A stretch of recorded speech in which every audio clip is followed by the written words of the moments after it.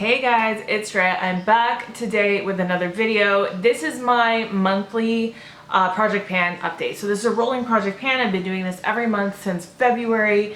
I have 10 products going at the same time, and then as things get used up, I bring in new stuff. So today I have updates on 2, 4, 5 things.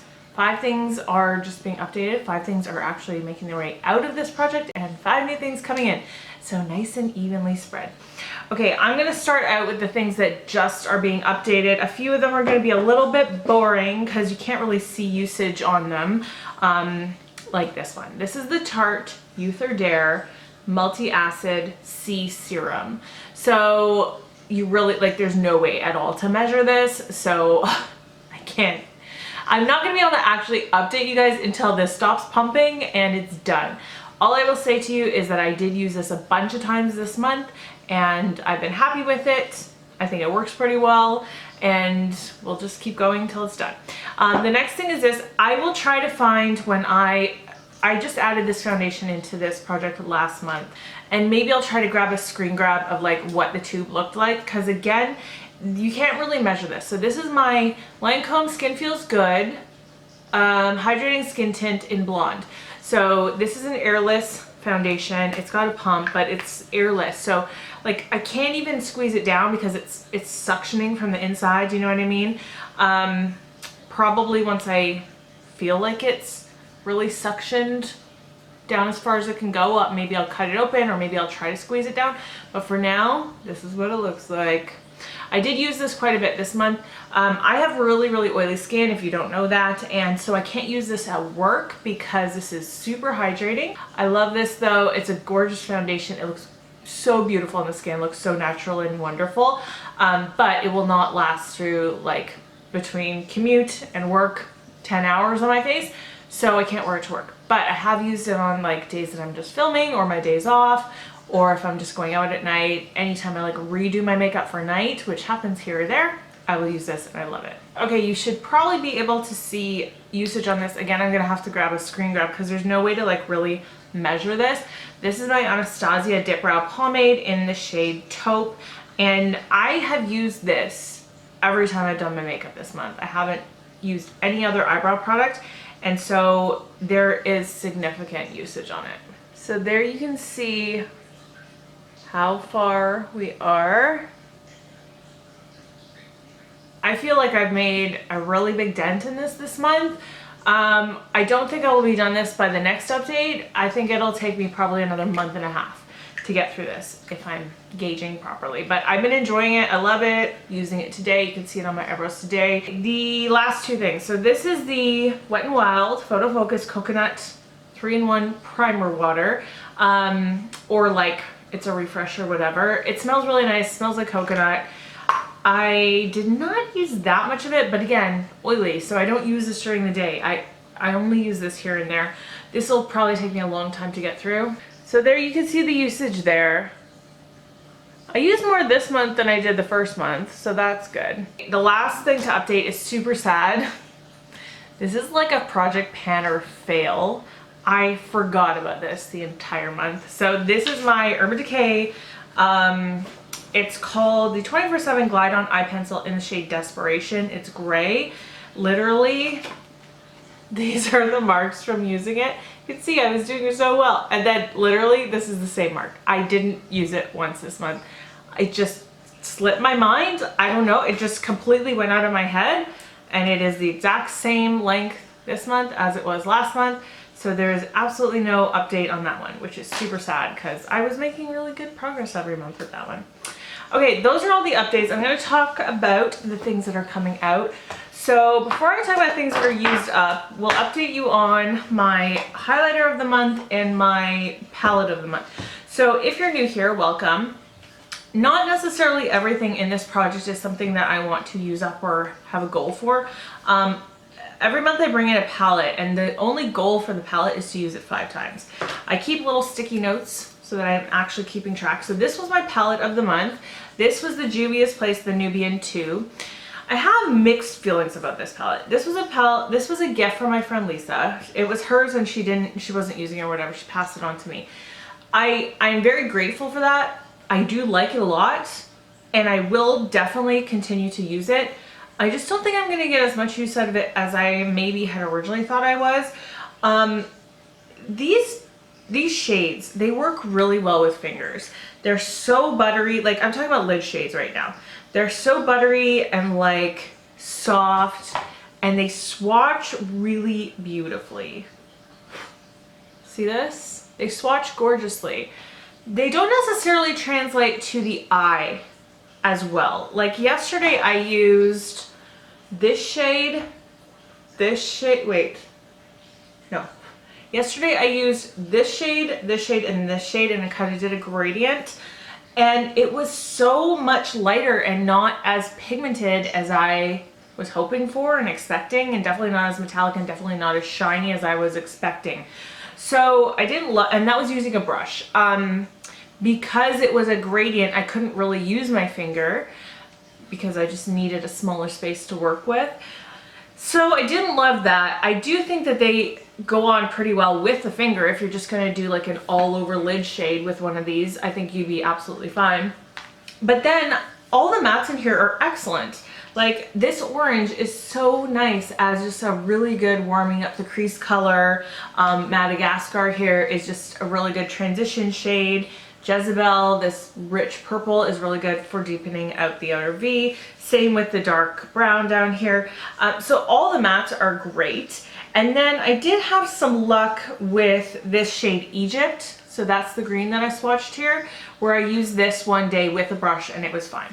So like I said, I have mixed feelings. And as opposed to my Juvia's The Deuce palette, that palette has the same kind of like really buttery shades that go on really well with a brush. So I was expecting these to perform a little bit better with a brush. There are also definitely a couple shades in here that I just know that I will not use ever, and that is Nairobi here. I just don't like really yellowy golds on my eyes. I just don't think they look really good. And then this shade Layla, it's just such a dark shade for my eyes in particular. And then this shade Cleopatra, because you guys know how I feel about blues, and especially navy blues. I feel like I've been opening up my blue horizons a little bit more recently, but not necessarily to really dark blues. I mean, they're really nice colors. They're just not colors that I'm personally going to get a lot of use out of. So this is definitely a palette that I'll use here and there, but it hasn't become a favorite. And then my highlighter of the month is ColourPop On the Cusp. You can see I used this 5 times as well. And I actually hit significant pan on this. When I added this, I had the babiest speck of baby pan, and now it's expanded quite a bit. I love this shade. This is probably my favorite ColourPop Super Shock highlighter. Look how shiny it is. And it's not too light. Like Flexitarian to me, I love it, but it's so stark white that I can only use it in the winter, whereas this one On the Cusp is just a really good shade for me personally, almost anytime, and I really, really love it. So the goal for putting highlighters and stuff like this in this roundup or this pan project is basically just to get more use out of my collection. So not necessarily using things up always, but just getting things to rotate more than they would have otherwise. Okay, I have 3 things that I did use up though completely. This is the NYX Stay Matte But Not Flat Powder Foundation in Creamy Natural.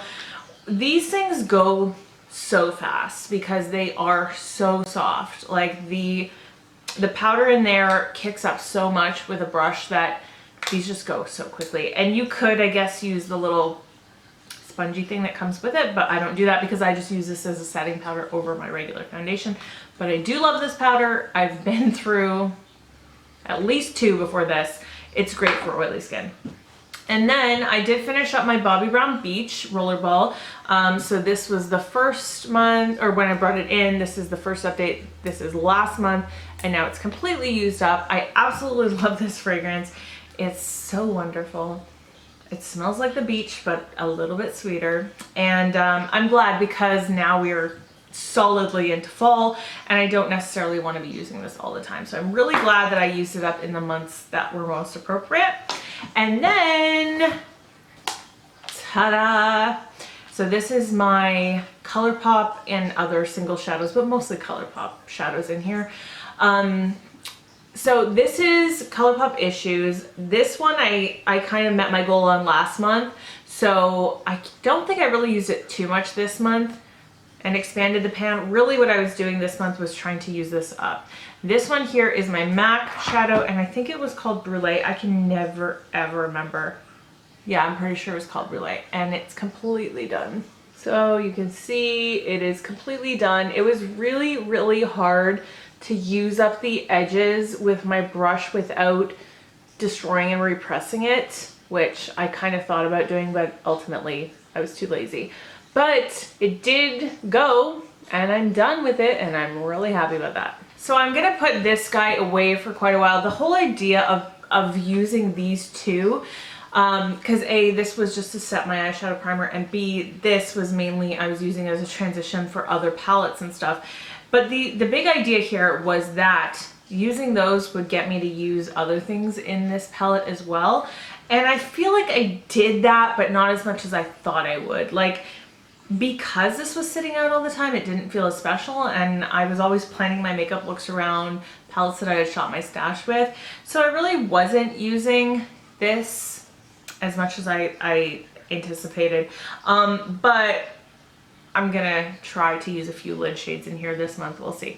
But anyway, I'm really happy that I used that up because I have a lot of like creamy beige shades in my collection. So I'm glad to have one out, and we're gonna move on to something else.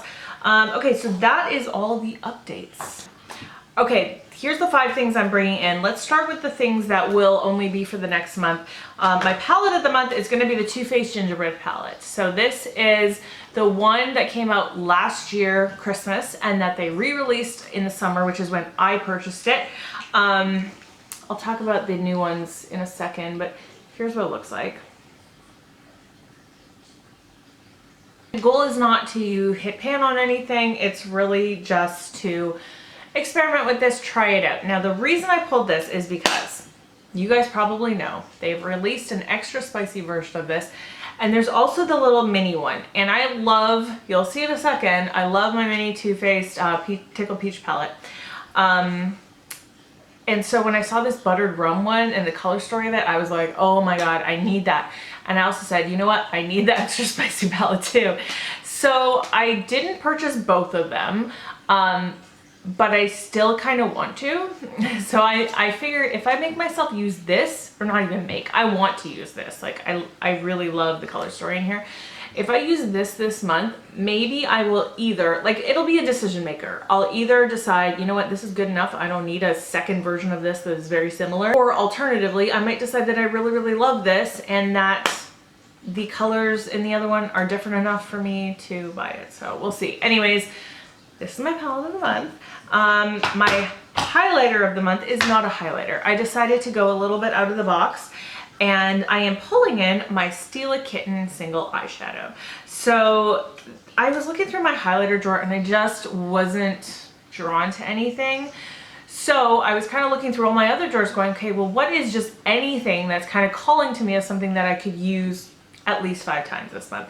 And when I saw this, I was like, you know what, that's a good idea, because I could use it as like an inner corner. I could use it as an eyeshadow all over the lid as intended, or I could use it as a highlighter. If you've never seen Stila Kitten, it's one of those YouTube classic things. I mean, it's a classic in general, but on YouTube, like way back in the day, this was the thing you had to have. And I have had this now probably for 4 years, 3 or 4 years minimum. It's really beautiful. So this is, if you didn't know, after work, and this was the makeup I wore all day. I just added lashes, powdered, put on lipstick or a different lipstick, and kind of touched up my highlighter. And when I touched up my highlighter, I decided to put this one on top. So I was actually using a Flower Beauty highlighter. There might be some remnants of it, but this is what I added on top, and I also put a little bit of it in my inner corners as well. So there's that. I'm really excited to use that. I'm excited to use something that is not just a highlighter that I've used 1,000 times. Okay, the intention of this next one is kind of to replace that hole now that I have of having a cream shadow to set my eyeshadow primer with. I might not work as hard on this as I worked on the other one, and here's why. So this is the Too Faced Tickled Peach palette. I've talked about this one a ton. I absolutely love this palette. There are some stunning shades in here and it is amazing quality. So I was thinking, okay, I love this palette. I'm gonna use this shade here as my, like, setting down my primer. That is called Peach Bum. And then this one down here, right there, is called Peach Spice. Is that right? Yeah, it looks like it.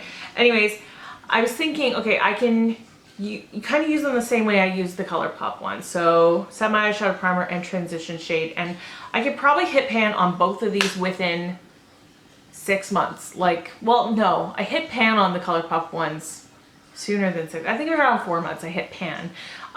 So I think my intention here is not going to be to use either one of them up, but hit pan on both of them. So this is going to be in this project for a while, just like those ColourPop ones were. I'll give you a real close-up because this will be good for next month for me to show progress. So there you can see there's really not much usage.